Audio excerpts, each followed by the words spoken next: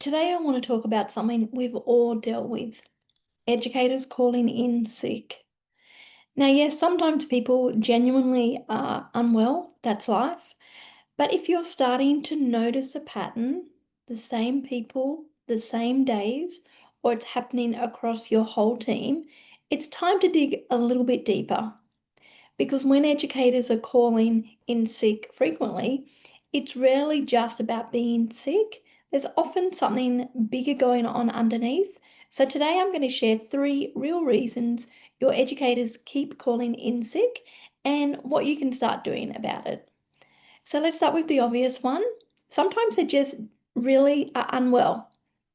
It's winter, or gastro's going around, or there's some contagious bug sweeping through the community. It happens. And in those cases, rest is what they need. Encourage them to take time off, rest, and feel better. And then you clean and clean and clean again. But here is where leadership comes in.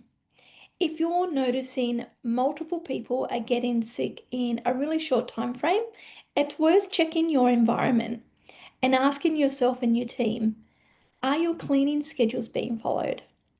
Are your surfaces being disinfected properly every day? Do educators understand what clean actually looks like in practice? At a service I used to oversee once, they had a similar situation. A lot of people were off sick for months at a time, one after the other. And when I looked a little bit closer and when I observed the team, the cleaning schedule was there on paper, but it wasn't being followed. And once we reintroduced it properly and held people accountable, the number of absences dropped almost immediately. So, yes, sometimes people are unwell, but it's also a good reminder to look at your systems because leadership isn't just about people, it's about the environment that we create for them. Now, the next one's a little bit harder to face, but it's so important.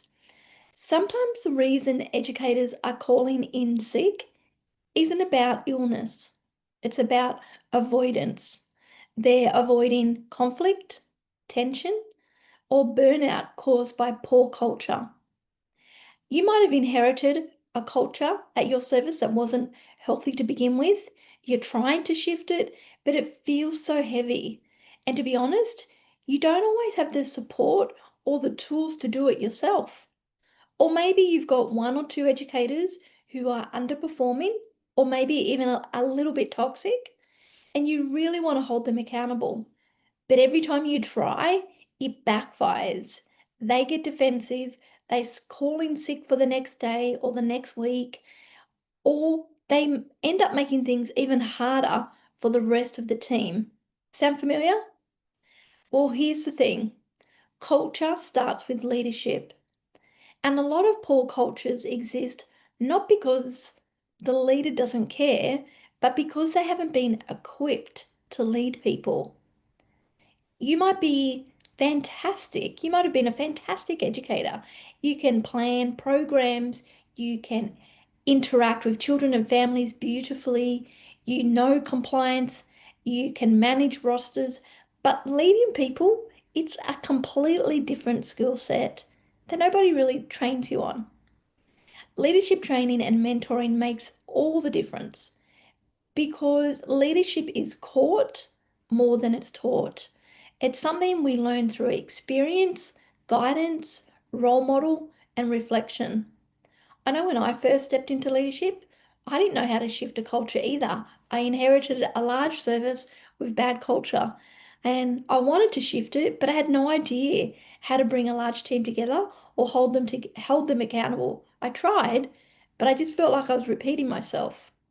And then I met my mentor. She modeled leadership with empathy, accountability, and care. And she taught me that leadership isn't about control or perfection, it's about connection. And once I understood that, everything changed. So please, if you are struggling with your culture at the moment, there is no blame or shame here. If we don't know, we don't know. That was me. And we all need support to grow and to develop our leadership skills. Now, the third reason your educators are calling in sick is because they don't feel supported. They might not feel connected to your team either, or like they belong, even if they've been at your service for 6 or 12 months. They might be struggling in a chaotic classroom. Maybe the routine falls apart the moment that lead educator is away. Maybe they're overwhelmed by children's behavior or by dynamics between staff in your service. Because when people feel unsupported and unprepared, calling in sick feels so much easier than facing another hard day. Yes, you support them, but you've got your own role to do as well, and you can't be in every room all of the time. I've also found that sometimes it's not even about the attitude of the educator. They're not purposely calling in sick. It really is about capability. And if they've never been shown how to create a calm classroom, they'll simply do what they know, which may mean they fall back on old habits, even if those habits don't work, because it feels familiar or comfortable. And I remember supporting a service once that had a toxic leader who played favorites, and the culture was awful. Educators were calling in sick all of the time.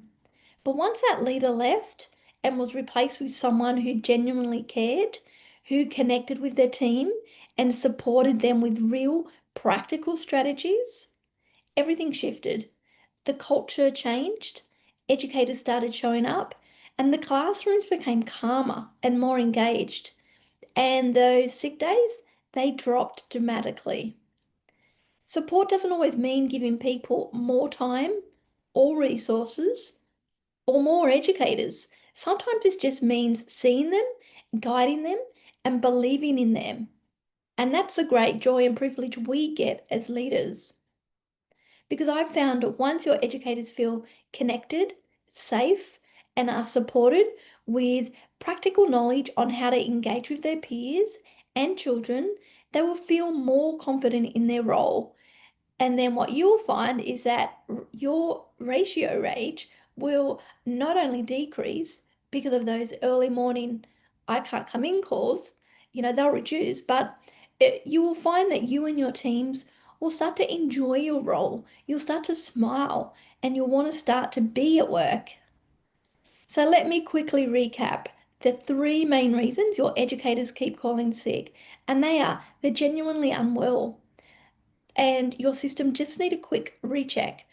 There's poor culture, which usually means and points back to that there's a gap in leadership training and support. The third one is there's poor support, where educators feel disconnected, overwhelmed, or untrained. If any of this training resonated with you, I'd love to keep supporting you beyond this video. So I would invite you to come and join my private Facebook group. It's called KTO Leadership, and it's where I share weekly leadership tips in short videos just like this.